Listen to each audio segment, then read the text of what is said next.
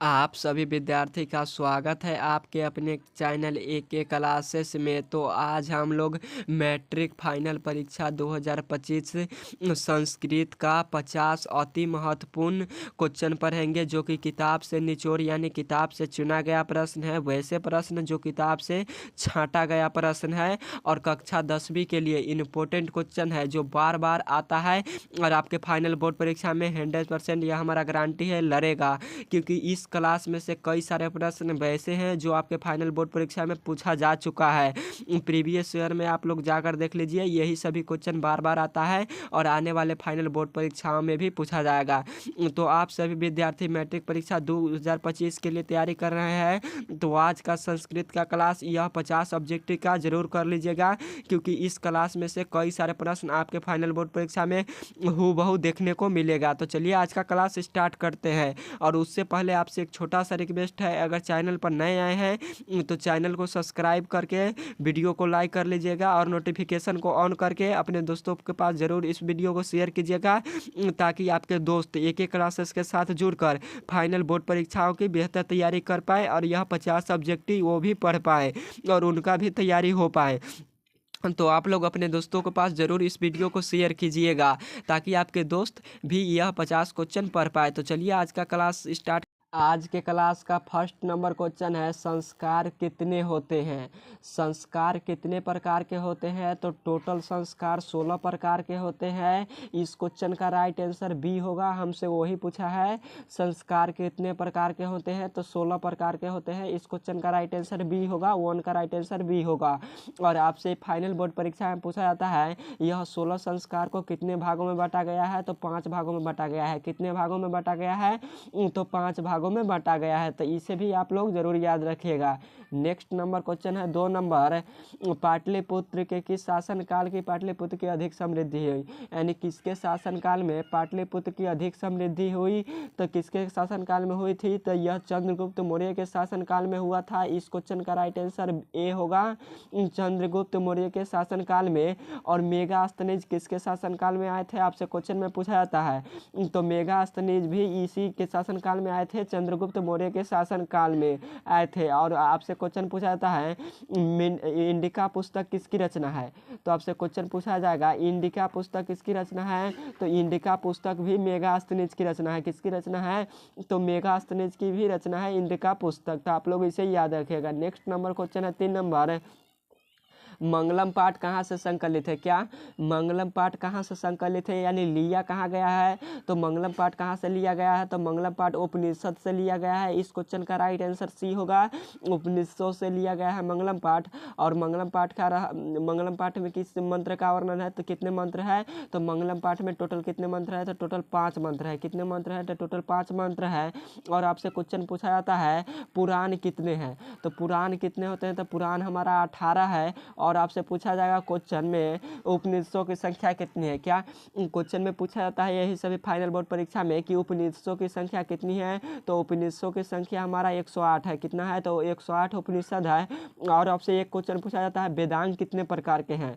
तो वेदांग के प्रकार कितने हैं? तो वेदांग 6 प्रकार के होते हैं। कितने प्रकार के? तो 6 प्रकार के। तो यह सभी क्वेश्चन आप लोग जरूर याद रख लीजिएगा। जितना भी रिवाइज क्वेश्चन करवाते हैं उसे जरूर याद कर लीजिएगा, क्योंकि इसी में से क्वेश्चन पूछा जाएगा आपके फाइनल बोर्ड परीक्षा में। और यह सभी टॉप VVI ऑब्जेक्टिव क्वेश्चन है संस्कृत का, तो आप लोग इसे जरूर याद कर लीजिएगा। तो चलिए नेक्स्ट नंबर क्वेश्चन देखते हैं। नेक्स्ट नंबर क्वेश्चन है 4 नंबर।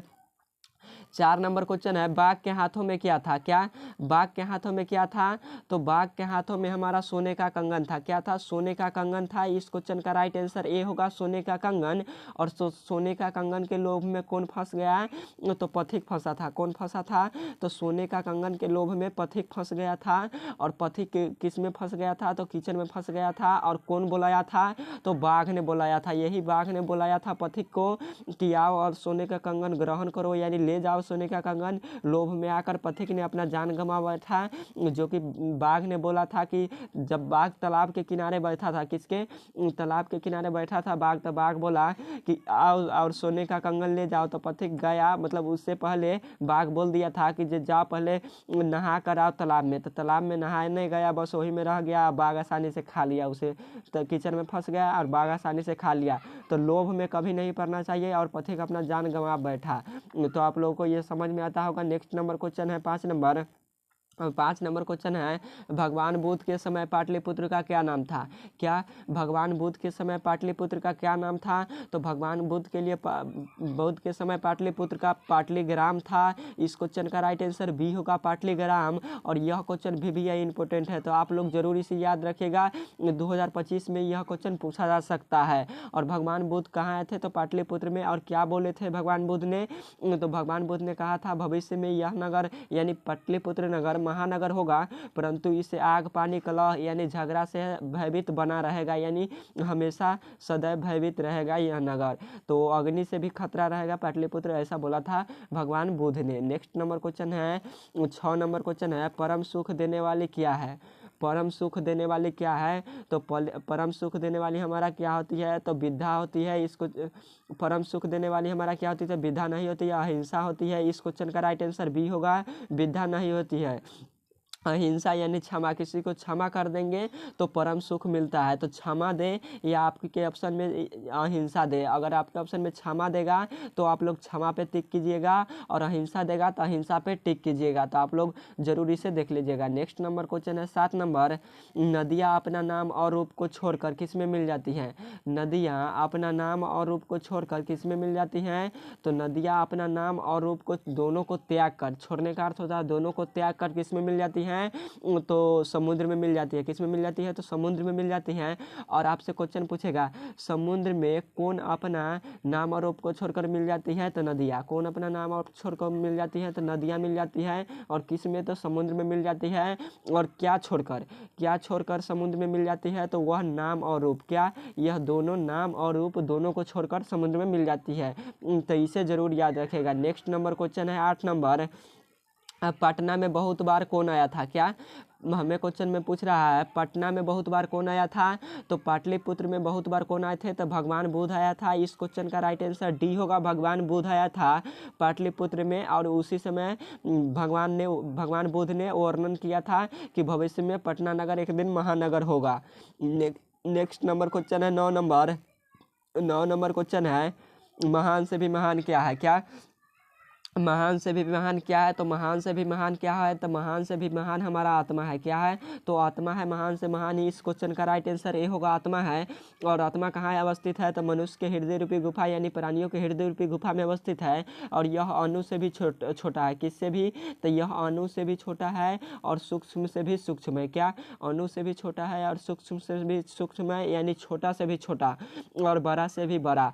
और आत्मा कहाँ रहता है? तो आपसे क्वेश्चन में पूछा जाता है कि आत्मा कहाँ रहता है? तो आत्मा सर्वत्र रहता है। कहाँ रहता है? तो आत्मा सर्वत्र रहता है। कहाँ रहता है? तो आत्मा सर्वत्र रहता है। तो आप लोग इसे याद जरूर रखिएगा। नेक्स्ट नंबर क्वेश्चन है 10 नंबर, छोटा से भी छोटा क्या है? तो छोटा से भी छोटा क्या है? तो छोटा से भी छोटा आत्मा है। इस क्वेश्चन का राइट आंसर ये होगा, आत्मा है। और अणु से भी छोटा क्या है? तो अणु से भी छोटा आत्मा है। तो जितना भी क्वेश्चन रिवाइज करवाते हैं उसे जरूर याद रखिएगा। नेक्स्ट नंबर क्वेश्चन है 11 नंबर, सूक्ष्म से भी सूक्ष्म क्या है? तो सूक्ष्म से भी सूक्ष्म क्या है? तो आत्मा है। इस क्वेश्चन का राइट आंसर ये होगा। अगर आत्मा से आपके फाइनल बोर्ड परीक्षा में पूछा जाएगा क्वेश्चन, तो आपसे एक भी क्वेश्चन नहीं छूटेगा, ये हमारा गारंटी है। जितना आप लोगों को पढ़ाते हैं उतना क्वेश्चन पढ़ लीजिएगा, तो आप लोगों को काफ़ी ज़्यादा हेल्पफुल होगा फाइनल बोर्ड परीक्षा में। और आपसे फाइनल बोर्ड परीक्षा में क्वेश्चन पूछा जाता है परमात्मा कहाँ रहता है? तो परमात्मा हमारा सर्वत्र रहता है। कहाँ रहता है? तो परमात्मा सर्वत्र रहता है, यानी हर एक जगहों पर रहता है। तो इसका राइट आंसर क्या होगा? तो ये होगा, सूक्ष्म से भी सूक्ष्म क्या है? तो आत्मा है। नेक्स्ट नंबर क्वेश्चन है 12 नंबर क्वेश्चन है, सरस्वती सरस्वती का कुल गृह कौन सा महानगर था? सरस्वती का कुल गृह कौन सा महानगर था? तो वह पाटलिपुत्र था। इस क्वेश्चन का राइट आंसर सी होगा, पाटलिपुत्र था। और आपसे क्वेश्चन पूछा जाता है पटना किसके किनारे बसा है? पाटलिपुत्र का नया नाम क्या पड़ गया है? तो पटना पड़ा है। आपसे क्वेश्चन में पूछा जाता है, यही सभी क्वेश्चन आते हैं। तो पाटलिपुत्र का नया नाम क्या है? तो पटना है। क्या है? तो पाटलिपुत्र का नया नाम पटना है। और पटना किस नदी के किनारे बसा है? तो गंगा नदी के किनारे बसा है। किस नदी के किनारे बसा है? तो गंगा नदी के किनारे पटना बसा है। और पटना का इतिहास कितना वर्ष पुराना है? आपसे क्वेश्चन में पूछा जाएगा पटना का इतिहास कितना वर्ष पुराना है? तो पाटलिपुत्र का इतिहास 2500 वर्ष पुराना है। कितना वर्ष पुराना है? तो 2500 वर्ष पुराना है। और आपसे क्वेश्चन पूछेगा पटना शब्द किस शब्द से बना है? क्या पटना शब्द किस शब्द से बना है? तो पतनम शब्द से बना है। किस शब्द से बना है? तो पतनम शब्द से बना है। पतन शब्द से या पतनम शब्द से। नेक्स्ट नंबर क्वेश्चन है 13 नंबर क्वेश्चन है हिरण्मय पात्र से किसका मुंह ढका है? हिरण्मय पात्र से किसका मुंह ढका है? तो हिरण्मय पात्र से सत्य का मुंह ढका है। इस क्वेश्चन का राइट आंसर ये होगा। क्या होगा? इस क्वेश्चन का राइट आंसर हमारा ये होगा, सत्य का मुंह ढका है हिरण्मय पात्र से। और आपसे क्वेश्चन पूछा जाता है किसकी विजय होती है? किसकी विजय होती है? तो सत्य की विजय होती है। और आपसे क्वेश्चन पूछा जाता है किसकी विजय नहीं होती है? क्या किसकी विजय नहीं होती है? तो नहीं किसकी विजय होती है? तो किसकी विजय नहीं होती है? तो असत्य की विजय कभी भी नहीं होती है। असत्य हमेशा झूठी साबित होता है। तो आप लोग उसे जरूर याद रखिएगा। नेक्स्ट नंबर क्वेश्चन है 14 नंबर क्वेश्चन है पटना के किस दिशा में गंगा नदी बहती है? पटना के किस दिशा में गंगा नदी बहती है? तो पटना के उत्तर दिशा में। किस दिशा में? तो पटना के उत्तर दिशा में गंगा नदी बहती है। और आपसे क्वेश्चन में पूछा जाता है गंगा नदी कहाँ बहती है? तो पटना के उत्तर दिशा में। और आपसे क्वेश्चन पूछा जाएगा फाइनल बोर्ड परीक्षा में गंगा नदी की लंबाई कितना है? क्या गंगा नदी की लंबाई कितना है? तो गंगा नदी का लंबाई 2525 किलोमीटर है। कितना है? तो 2525 किलोमीटर है गंगा नदी की लंबाई, यानी किलोमीटर। के एम यानी किलोमीटर है गंगा नदी की लंबाई। तो इसे भी जरूर याद रखिएगा। और आपसे क्वेश्चन पूछा जाता है पटना में क्या अवस्थित है? तो पटना में गोलघर अवस्थित है। क्या अवस्थित है? तो पाटलिपुत्र में गोलघर अवस्थित है। क्या अवस्थित है? तो गोलघर पटना में अवस्थित है। और गोलघर का निर्माण कब हुआ था? तो गोलघर का निर्माण 1786 ईस्वी में हुआ था। कब हुआ था? तो 1786 ईस्वी में। और गोलघर किस उद्देश्य से बनवाया गया था? तो गोलघर अनाज रखने के लिए बनवाया गया था। किस रखने के लिए? यानी अनाज की भंडार बनाने के लिए, यानी रखने के लिए अनाज की एक बड़ा भंडार बनाने के लिए गोलघर का निर्माण हुआ था। और गोलघर का निर्माण किसने करवाया था? तो अंग्रेजों ने करवाया था गोलघर का निर्माण, जो कि कहाँ स्थित है? तो गोलघर पटना में स्थित है। और किस नदी के किनारे? तो पटना गंगा नदी के किनारे अवस्थित है। तो नेक्स्ट नंबर क्वेश्चन है, तो यह क्वेश्चन आपको समझ में आया होगा, हमारा गारंटी है 100%। और जितना भी क्वेश्चन रिवाइज करवाते हैं प्लीज़ उस सभी क्वेश्चन का आंसर आप लोग को पता होगा तो बहुत अच्छा है, नहीं पता होगा तो ज़रूर याद कर लीजिएगा, क्योंकि इसमें से काफ़ी सारा प्रश्न रहेगा। यह हमारा गारंटी है। अगला नंबर क्वेश्चन है 15 नंबर, यूनान का राजदूत कौन था? और यह क्वेश्चन 2025 के लिए मोस्ट वीवीआई इंपॉर्टेंट होने वाला है। क्या मोस्ट वीवीआई इंपॉर्टेंट होने वाला है यह क्वेश्चन 15 नंबर। यूनान के राजदूत कौन था? तो यूनान के राजदूत मेगास्थनीज था। इस क्वेश्चन का राइट आंसर सी होगा, मेगास्थनीज। और मेगास्थनीज कौन सा पुस्तक लिखा है? आपसे क्वेश्चन पूछा जाता है तो मेगास्थनीज कौन सा पुस्तक लिखा है? तो इंडिका। क्या इंडिका पुस्तक किसने लिखा है? तो मेगास्थनीज ने लिखा है। और मेगास्थनीज किसके शासनकाल में आए थे? तो चंद्रगुप्त मौर्य के शासनकाल में आए थे। नेक्स्ट नंबर क्वेश्चन है 16 नंबर, संसार में बच्चों का सच्चा रक्षक कौन होता है? और आज का क्लास का यह सभी क्वेश्चन वीवीआई इंपॉर्टेंट है। क्या वेरी वेरी मोस्ट इंपॉर्टेंट, जो कि हूबहू देखने को मिलेगा। और यह सभी क्वेश्चन 2024 में भी पूछा गया है और आने वाले फाइनल बोर्ड परीक्षा में हम पूरा पूछा जाएगा। यह हमारा गारंटी है 100%। यही सभी क्वेश्चन आपके फाइनल बोर्ड परीक्षा में लड़ेगा। तो आप सभी विद्यार्थी इस क्वेश्चन को जरूर पढ़ लीजिएगा। तो क्या है? तो संसार में बच्चों का सच्चा रक्षक कौन होता है? तो संसार में बच्चों का सच्चा रक्षक उनकी माताएं होती है। क्या होती है? तो माता होती है, जिसे माताएं कहते हैं, माता को ही माताएं कहते हैं। और आपसे क्वेश्चन फाइनल बोर्ड परीक्षा में पूछेगा कि स्त्रियों का सच्चा रक्षक कौन होता है? तो स्त्रियों का रक्षक कौन होता है? तो उसका पति होता है। कौन होता है? तो उसका पति होता है स्त्रियों का रक्षक। और आपसे पूछेगा बच्चों को कौन रक्षक होता है? तो बच्चों को उनकी माताएं होती है। कौन होती है? तो माताएं होती है। नेक्स्ट नंबर क्वेश्चन है 17 नंबर, स्त्रियों का सच्चा रक्षक कौन होता है? स्त्रियों का सच्चा रक्षक कौन होता है? तो स्त्रियों का सच्चा रक्षक उसका पति होता है। कौन होता है? तो पति होता है। और आपसे घुमा कर क्वेश्चन पूछा जा सकता है फाइनल बोर्ड परीक्षा में कि पति किसका रक्षक होता है? क्या पति किसका रक्षक होता है? तो पति किसका रक्षक होता है? तो इस क्वेश्चन का राइट आंसर ए होगा पति। और पति किसका रक्षक होता है? तो पति किसका रक्षक होता है? तो पति की स्त्रियों का रक्षक होता है। किसका रक्षक होता है? तो पति स्त्रियों का रक्षक होता है, क्योंकि यह सभी क्वेश्चन बार बार आते हैं, तो आप लोग इसे जरूर याद रखिएगा। नेक्स्ट नंबर क्वेश्चन है 18 नंबर क्वेश्चन है, पाटलिपुत्र में वैभवम पाठ में किस नगर का वर्णन है? पाटलिपुत्र वैभवम पाठ में किस नगर का वर्णन है? तो पाटलिपुत्र वैभवम पाठ में पटना नगर, जिसे पाटलिपुत्र भी कहा जाता है, इस क्वेश्चन का राइट आंसर बी होगा। पाटलिपुत्र वैभवम पाठ में पटना नगर यानी पाटलिपुत्र नगर का वर्णन है, तो आप लोग इसे याद रखिएगा। नेक्स्ट नंबर क्वेश्चन है 19 नंबर, देवलोक का मार्ग किससे खुलता है? और यह क्वेश्चन वेरी वेरी इंपॉर्टेंट है। तो देवलोक का मार्ग किससे खुलता है? तो देवलोक का मार्ग असत्य से खुलता है? नहीं। क्या असत्य से नहीं खुलता है? लोभ से खुलता है? नहीं। त्याग से खुलता है? नहीं। सत्य से खुलता है। इस क्वेश्चन का राइट आंसर बी होगा, सत्य से खुलता है देवलोक का मार्ग। और ऋषि मुनि देवलोक को प्राप्त करने के लिए कौन सा मार्ग अपनाते हैं? आपसे क्वेश्चन पूछा जाता है फाइनल बोर्ड परीक्षा में, तो आप सभी जरूर याद रखिएगा। ऋषि मुनि देवलोक को प्राप्त करने के लिए कौन सा मार्ग अपनाते हैं? तो यही सत्य का मार्ग अपनाते हैं। कौन सा मार्ग? तो सत्य का मार्ग अपनाते हैं। नेक्स्ट नंबर क्वेश्चन है 20 नंबर क्वेश्चन है, राजशेखर की रचना कौन सी है? क्या राजशेखर की रचना कौन सी है? तो राजशेखर की रचना काव्य मीमांसा है। इस क्वेश्चन का राइट आंसर ए होगा, काव्य मीमांसा। ये राजशेखर ने लिखा है। काव्य मीमांसा पुस्तक किसने लिखा है? तो राजशेखर ने लिखा है। और आपसे क्वेश्चन पूछेगा मुद्रा राक्षस किसने लिखा है? तो मुद्रा राक्षस को विशाखापट्टनम ने लिखा है, तो आप लोग इसे जरूर याद रखिएगा। नेक्स्ट नंबर क्वेश्चन है 21 नंबर, वेद कितने प्रकार के होते हैं? वेद कितने प्रकार के होते हैं? तो वेद टोटल 4 प्रकार के होते हैं। कितने प्रकार के होते हैं? तो वेद टोटल 4 प्रकार के होते हैं। और सबसे आपसे क्वेश्चन पूछेगा सबसे पुराना वेद कौन होता है? तो इस क्वेश्चन का राइट आंसर बी होगा, 4 प्रकार के होते हैं। और आपसे फाइनल बोर्ड परीक्षा में पूछा जाता है सबसे पुराना वेद कौन होता है? तो सबसे पुराना वेद ऋग्वेद होता है। कौन वेद होता है? तो ऋग्वेद होता है। कौन वेद होता है? तो ऋग्वेद होता है सबसे पुराना वेद। और वेदों की संख्या कितनी है? तो वेदों की संख्या 4 है, तो आप लोग इसे जरूर याद रखिएगा। नेक्स्ट नंबर क्वेश्चन है 22 नंबर, कौमुदी महोत्सव किस ऋतु में मनाया जाता था? क्या हमसे पूछा है कौमुदी महोत्सव किस ऋतु में मनाया जाता था? तो कौमुदी महोत्सव मनाया जाता था शरद ऋतु में। इस क्वेश्चन का राइट आंसर डी होगा, शरद ऋतु में। और कौमुदी महोत्सव आपसे क्वेश्चन पूछेगा फाइनल बोर्ड परीक्षा में, यह हमारा गारंटी है क्योंकि यही सभी क्वेश्चन आता है। तो कौमुदी महोत्सव किस ऋतु में दिखाई पड़ता था? तो यह शरद ऋतु में दिखाई पड़ता था। और किस अवसर पर दिखाई पड़ता था? आपसे क्वेश्चन पूछ देगा कौमुदी महोत्सव किस अवसर पर दिखाई पड़ता था? तो दुर्गा पूजा। किस अवसर पर? तो दुर्गा पूजा के शुभ अवसर पर दिखाई पड़ता था। किस अवसर पर? तो दुर्गा पूजा के शुभ अवसर पर दिखाई पड़ता था कौमुदी महोत्सव।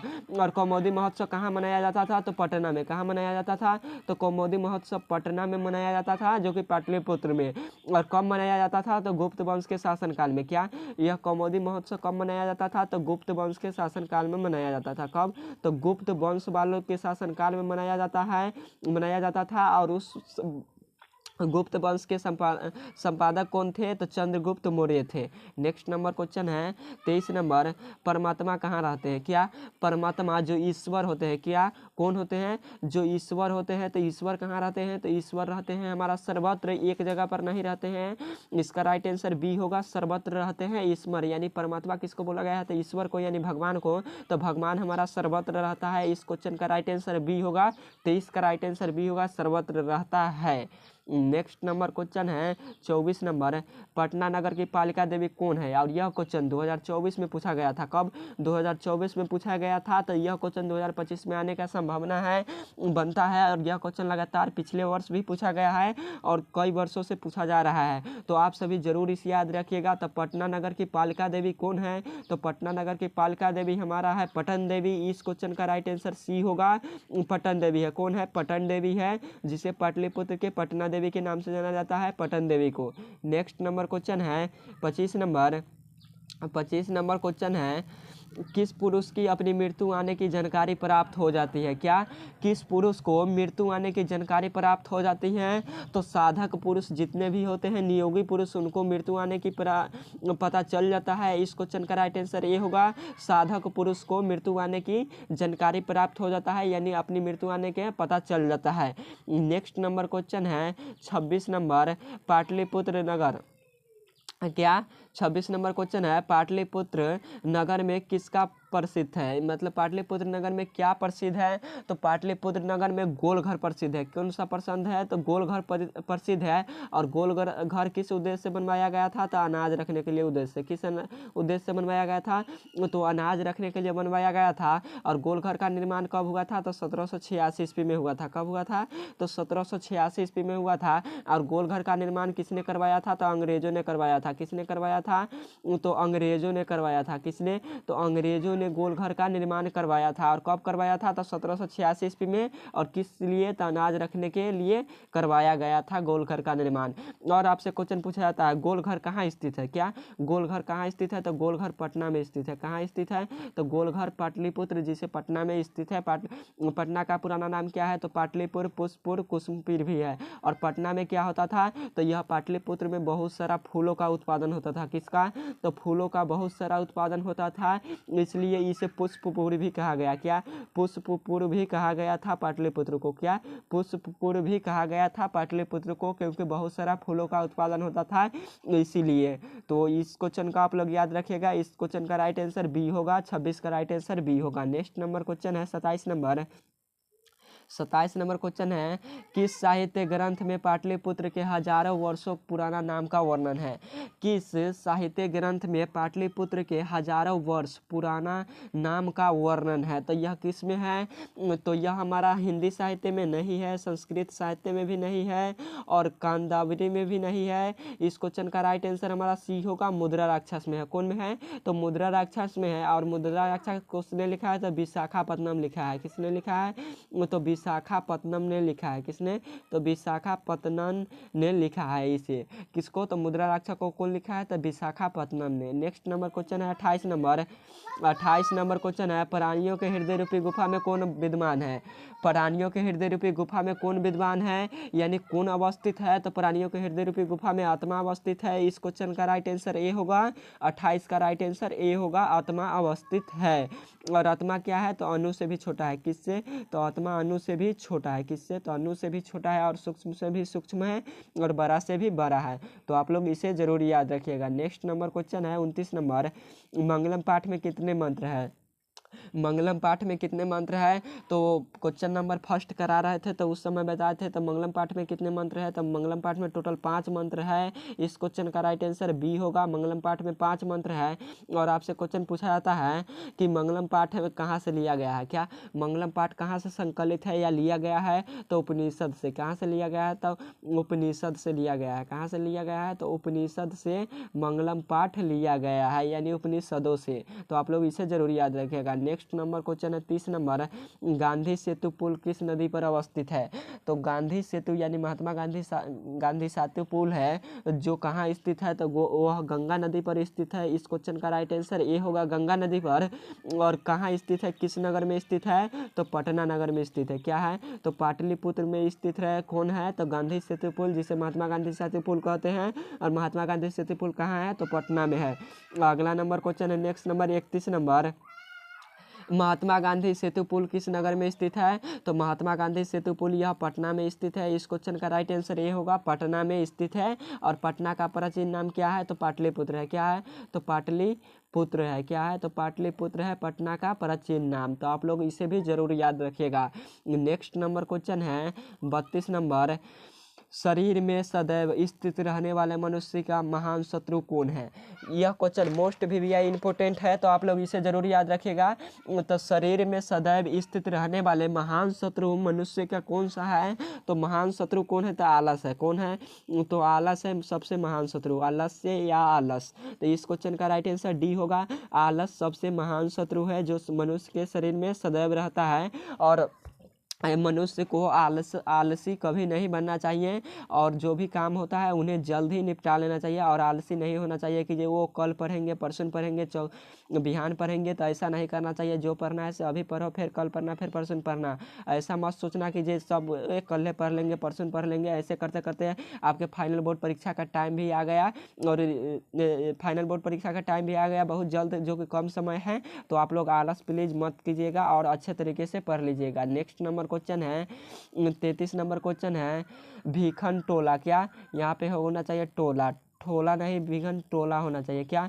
तो भिखन टोला गाँव, भिखन टोला के लिए कौन आया था? तो भिखन टोला गाँव में कौन आया था? तो भिखन टोला गाँव में शिक्षक आया था। इस क्वेश्चन का राइट आंसर ए बी होगा, शिक्षक आया था। कौन आया था? तो शिक्षक या अध्यापक आया था। तो शिक्षक आया था, भिखन टोला गाँव में शिक्षक आया था। अध्यापक भी ऑप्शन में दिया है तो अध्यापक गलत है, अध्यापक नहीं आया था, शिक्षक आया था। और शिक्षक आया था जब भिखन टोला गाँव में, तो राम परवेश राम जो कि करमवीर था वह खेलते हुए देख लिया शिक्षक ने, और उसके ही दर्शन से प्रभावित होकर राम परवेश राम ने अध्ययन में जुट गया। और राम परवेश राम का घर कहाँ था? तो भिखन टोला गाँव में था। भिखन टोला गाँव कहाँ स्थित है? तो भिखन टोला गाँव बिहार राज्य में स्थित है। कहाँ स्थित है? तो बिहार राज्य में स्थित है। कहाँ स्थित है? तो बिहार राज्य में भिखन टोला गाँव स्थित है। तो आप लोग इसे जरूर याद रखिएगा। नेक्स्ट नंबर क्वेश्चन है 34 नंबर, भिखन टोला गाँव किस राज्य में स्थित है? तो भिखन टोला गाँव बिहार राज्य में स्थित है। इस क्वेश्चन का राइट आंसर ए होगा, बिहार राज्य में। और भिखन टोला गाँव में कौन आया था? तो शिक्षक आया था। कौन आया था? तो भिखन टोला गाँव में शिक्षक आया था। कौन आया था? तो शिक्षक आया था। और किसको पढ़ाया था? तो राम परवेश राम को पढ़ाया था। शिक्षक ने किसे अध्ययन के लिए मना लिया? तो राम परवेश राम को अध्ययन में जुट गया, सारे मोह माया को त्याग कर अध्ययन करने लगे। और स्नातक के परीक्षा में आपसे क्वेश्चन में पूछा जाता है बिहार बोर्ड परीक्षा में, राम परवेश राम ने स्नातक परीक्षा में कौन सा स्थान प्राप्त किया? तो प्रथम स्थान। कौन सा स्थान? तो प्रथम स्थान प्राप्त किया राम परवेश राम ने केंद्रीय लोकसभा परीक्षा में। तो आप लोग उसे जरूर याद रखिएगा। नेक्स्ट नंबर क्वेश्चन है 35 नंबर, गुरु गोविंद सिंह जी का जन्म कहाँ हुआ था? गुरु गोविंद सिंह जी का जन्म कहाँ हुआ था? तो गुरु गोविंद सिंह जी का जन्म कहाँ हुआ था? तो पटना में हुआ था। इस क्वेश्चन का राइट आंसर ये होगा, पटना में हुआ था। और गुरु गोविंद सिंह जी सिखों का कौन से गुरु थे? तो गुरु गोविंद सिंह किस धर्म के गुरु थे? आपसे क्वेश्चन में आता है, मैट्रिक बोर्ड परीक्षा में बार बार यह सभी क्वेश्चन पूछा जाता है। गुरु गोविंद सिंह किस धर्म के गुरु थे? तो सिख धर्म के गुरु थे। किस धर्म के? तो सिख धर्म के गुरु थे। किस धर्म के? तो सिख धर्म के गुरु थे गुरु गोविंद सिंह जी। और कौन से गुरु थे? आपसे क्वेश्चन पूछेगा कौन से गुरु थे? तो 10वें गुरु थे। कौन से गुरु थे? तो 10वें गुरु थे। और 10वें और अंतिमवें गुरु थे। इनके बाद कोई भी गुरु नहीं बने। और गुरु अर्जुन देव थे जो गुरु पांचवें गुरु कौन थे? तो पांचवें गुरु अर्जुन देव थे। और आपसे क्वेश्चन पूछा जाता है पहले गुरु कौन थे? तो गुरु नानक देव थे। तो आप लोगों को इतना क्वेश्चन जरूर याद रखना है, क्योंकि इससे एक क्वेश्चन पूछ सकता है। नेक्स्ट नंबर क्वेश्चन है, गोलघर का निर्माण कब हुआ था? क्या? गोलघर का निर्माण कब हुआ था? तो गोलघर का निर्माण 1786 ईस्वी में हुआ था। इस क्वेश्चन का राइट आंसर सी होगा, 1786 ईस्वी में। और गोलघर कहाँ स्थित है? तो पटना में स्थित है। कहाँ स्थित है? तो पाटलिपुत्र पटना में स्थित है। नेक्स्ट नंबर क्वेश्चन है 37 नंबर, गुरु गोविंद सिंह जी का जन्म कब हुआ था? गुरु गोविंद सिंह जी का जन्म कब हुआ था? तो गुरु गोविंद सिंह जी का जन्म कब हुआ था? तो गुरु गोविंद सिंह जी का जन्म हुआ था हमारा 1699 ईस्वी में। कब हुआ था? तो 1699 ईस्वी में हुआ था गुरु गोविंद सिंह जी का जन्म। इस क्वेश्चन का राइट आंसर सी होगा। 37 का राइट आंसर हमारा क्या होगा? तो सी होगा, 1699 ईस्वी में गुरु गोविंद सिंह जी का जन्म हुआ था पाटलिपुत्र में। नेक्स्ट नंबर क्वेश्चन है 38 नंबर क्वेश्चन है, पुरंदर का पर्याय क्या है? पुरंदर का पर्याय या पर्यायवाची क्या है? तो पुरंदर का पर्यायवाची किसे कहा गया है? तो पुरंदर हमारा कहा गया है इंद्र भगवान को। इस क्वेश्चन का राइट आंसर ए होगा, इंद्र भगवान को।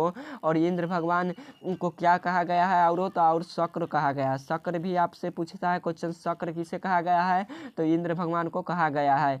और आपसे एक क्वेश्चन पूछा जाता है फाइनल बोर्ड परीक्षा में, इस क्वेश्चन का राइट आंसर ए होगा, 38 का राइट आंसर ए होगा। और क्वेश्चन पूछा जाता है दधी जी की हड्डियों से क्या बनाया गया था? आपके क्वेश्चन फाइनल बोर्ड परीक्षा में पूछा जाता है। और यह क्वेश्चन कब आया था? तो 2024 में आया था। कब आया था? तो 2024 के पेपर में आया था कि दधी जी की अस्थियों से क्या बनाया गया था?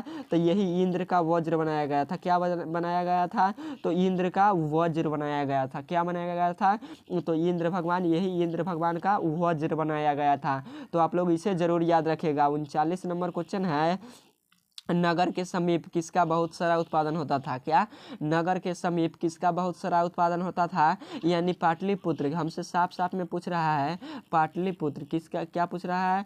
तो पाटलिपुत्र नगर के समीप किसका बहुत सारा उत्पादन होता था? तो पाटलिपुत्र नगर के समीप बहुत सारा फूलों का उत्पादन होता था। इस क्वेश्चन का राइट आंसर बी होगा, फूलों का बहुत सारा उत्पादन होता था। इसलिए इसे क्या कहा गया? तो पाटलिपुत्र को इसलिए पुष्पपुर भी कहा गया। क्या कहा गया था? तो तो पुष्पपुर भी कहा गया था। क्या बोला गया था? तो पुष्पपुर भी कहा गया था पाटलिपुत्र को। तो आप लोग इसे जरूर याद रखिएगा। नेक्स्ट नंबर क्वेश्चन है 40 नंबर, पथिक स्नान कहाँ कर रहा था? पथिक कहाँ स्नान करता था या कर रहा था? तो पथिक तालाब में स्नान कर रहा था। इस क्वेश्चन का राइट आंसर ये होगा तालाब में। और पथिक को कौन खा लिया? आपसे क्वेश्चन पूछेगा पथिक को कौन खा लिया? तो बाघ ने। कौन खा लिया?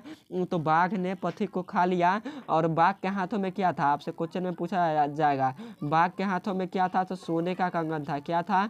तो सोने का कंगन था। क्या था? तो सोने का कंगन था। किसके हाथ में? तो बाघ के हाथों में सोने का कंगन था। और कहाँ बैठा था बाघ? तो यही तालाब के किनारे बैठा था बाघ। तो आप लोग इसे जरूर याद रखिएगा। नेक्स्ट नंबर क्वेश्चन है 41 नंबर। 41 नंबर क्वेश्चन है, सिख संप्रदाय के 10वें गुरु कौन थे? तो सिख संप्रदाय के 10वें गुरु कौन थे? तो सिख संप्रदाय के 10वें गुरु गोविंद सिंह जी थे। इस क्वेश्चन का राइट आंसर ए होगा, 10वें और अंतिम गुरु थे। नेक्स्ट नंबर क्वेश्चन है 42 नंबर, किसने कहा कि पाटलिपुत्र एक दिन महानगर होगा? तो ऐसा किसने कहा था कि पाटलिपुत्र एक दिन महानगर होगा? तो बुद्ध यानी भगवान बुद्ध ने कहा था। इस क्वेश्चन का राइट आंसर ये होगा, भगवान बुद्ध ने। नेक्स्ट नंबर क्वेश्चन है 43 नंबर, कुसुमपुर का कौन सा पुष्पपुर नया नाम क्या है? कुसुमपुर और पुष्पपुर का नया नाम क्या है? तो कुसुमपुर और पुष्पपुर का नया नाम क्या है? तो अखुंता पाटलिपुत्र है। इस क्वेश्चन का राइट आंसर ये होगा, पाटलिपुत्र। और पाटलिपुत्र का नया नाम क्या है? तो पटना है। क्या है? पाटलिपुत्र का नया नाम क्या है? तो पटना है। नेक्स्ट नंबर क्वेश्चन है, विश्व शांति पाठ कैसा वातावरण का वर्णन है? विश्व शांति पाठ में कैसा वातावरण का वर्णन है? तो अशांति का वर्णन है। इस क्वेश्चन का राइट आंसर ये होगा, अशांति का। और अशांति के मूल कारण कितने हैं? आपसे क्वेश्चन पूछा जाता है अशांति के मूल कारण कितने हैं? तो अशांति के मूल कारण 2 है। और कौन है? तो द्वेष है। कौन है? तो द्वेष है और असहिष्णुता है। कौन है? तो द्वेष है और असहिष्णुता है। तो आप लोग इसे जरूर याद रखिएगा। नेक्स्ट नंबर क्वेश्चन है 45 नंबर, पटना स्थित है। पटना कहाँ स्थित है? तो पटना गंगा नदी के किनारे स्थित है। इस क्वेश्चन का राइट आंसर ए होगा, गंगा नदी के किनारे। नेक्स्ट नंबर क्वेश्चन है 46 नंबर, आलस कथा पाठ आग लगने पर कितने लोग नहीं भागे? आलसला में जब आग लगाया गया था तो कितने लोग नहीं भागे थे? तो टोटल आलसियों की संख्या कितनी थी? तो 4 था। और 4 आलसियों को कौन निकाला था? तो नियोगी पुरुष ने निकाला था। और क्या पकड़ कर निकाला था? तो केस पकड़ कर निकाला था। क्या पकड़ कर? तो केस पकड़ कर आलसला से खींचते हुए बाहर निकाला था। और जितने भी धूर्त आलसी थे वो भाग गए। क्या? जितने भी धूर्त आलसी थे, वो कृत्रिम आलसी थे, वो भाग गए। और 4 आलसी बच गए। कितने आलसी? तो टोटल 4 आलसी बच गए। और यही हमसे क्वेश्चन पूछा है, आलसला में आग लगने पर कितने लोग नहीं भागे? तो टोटल 4 लोग नहीं भागे। इस क्वेश्चन का राइट आंसर सी होगा। और आपसे क्वेश्चन पूछा जाता है वास्तविक आलसियों की संख्या कितनी थी? तो 4 था। नेक्स्ट नंबर क्वेश्चन है 47 नंबर, बिना बुलाए कौन आता है? बिना बुलाए कौन आता है? तो बिना बुलाए मूर्ख आता है। इस क्वेश्चन का राइट आंसर इसका राइट आंसर बी होगा, धूर्त लोग आते हैं। बिना बुलाए धूर्त लोग आते हैं, मूर्ख नहीं आता है। मूर्ख नहीं आता है, धूर्त लोग आता है। इस क्वेश्चन का राइट आंसर बी होगा, धूर्त लोग। नेक्स्ट नंबर क्वेश्चन है, वर्तमान काल की संस्कृत लेखिका कौन है? क्या? वर्तमान काल की संस्कृत लेखिका कौन है? तो वर्तमान काल की संस्कृत लेखिका मिथिलेश कुमारी मिश्र है। इस क्वेश्चन का राइट आंसर सी होगा, मिथिलेश कुमारी मिश्र। और आपसे क्वेश्चन पूछेगा आधुनिक काल की। क्या? आधुनिक काल की। तो आधुनिक काल की संस्कृत लेखिका कौन है? तो आधुनिक काल की संस्कृत लेखिका हमारा है पंडिता क्षमा राव। कौन है? तो पंडिता क्षमा राव है। पंडिता क्षमा राव है। तो आप लोग इसे जरूर याद रखिएगा। नेक्स्ट नंबर क्वेश्चन है 49 नंबर, प्राचीन काल में शिष्यों को क्या कहा जाता था? और यह क्वेश्चन 2023 में भी आया था और 24 में भी लगातार यह क्वेश्चन आया था कि प्राचीन काल में शिष्यों को क्या कहा जाता था, यानी छोटे बच्चों को क्या कहा जाता था प्राचीन काल में? तो उन्हें ब्रह्मचारी कहा जाता था। क्या कहा जाता था? ब्रह्मचारी कहा जाता था प्राचीन काल में छोटे बच्चों यानी शिष्यों को। और गुरु उपदेश देकर शिष्यों को कहाँ भेजते थे? तो घर भेज देते थे। कहाँ भेजते थे? तो घर भेजते थे। गुरु उपदेश देकर घर भेज देते थे। नेक्स्ट नंबर को चले 50 नंबर, शिक्षक कैसा था? शिक्षक कैसा था जो भिखल लगाव में आया था? वह शिक्षक कैसा था? तो वह शिक्षक नवीन दृष्टि संपन्न था। इस क्वेश्चन का राइट आंसर सी होगा, नवीन दृष्टि संपन्न। नेक्स्ट नंबर क्वेश्चन है 51 नंबर, वेदांग कितने हैं? क्या वेदांग कितने हैं? तो वेदांग हमारा 6 प्रकार के होते हैं। इस क्वेश्चन का राइट आंसर सी होगा, 6 प्रकार के होता है वेदांग। और वेद कितने प्रकार के होते हैं? तो वेद टोटल 4 प्रकार के होते हैं। और काल के भेद कितने हैं? हिंदी में क्वेश्चन पूछा जाएगा तो काल के भेद टोटल 3 है। और 5 किसका भेद है? तो 5 संज्ञा का भेद है। तो आप लोग इसे जरूर याद रखिएगा।